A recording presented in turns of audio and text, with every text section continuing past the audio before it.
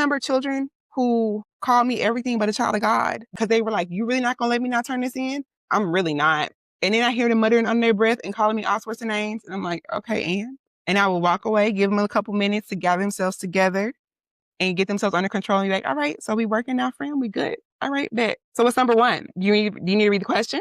You need some help? I love to help you. And then a couple months later, they're like, this is my favorite class. You're the best teacher I've ever had. I learn in here, and not only do I learn in here, it helps me with other classes. I have had multiple students tell me that my biology class improved their ability to do well in math and English too. Because like once they experience that, they start to realize, oh, I can do things. The things I thought were too hard for me aren't. Maybe that's not just true in this class. Maybe it's true in other classes too. Now, are they always under that? No, because I also had some kids who would show up and show out for me and when nothing else for anybody else. But let's, that I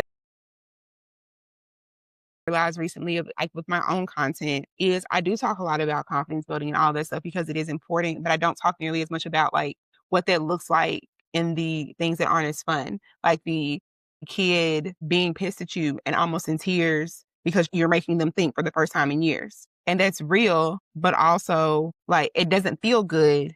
And when I was a brand new teacher, my instinct was, my God, I must be doing something wrong. And the truth was like, I just need to give them a minute to cool off because like their anxiety was ratcheted up and they weren't used to dealing with that.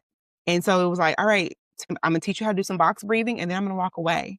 If you're really keyed up, I'm gonna give you a pass so you can take a lap and get yourself under control.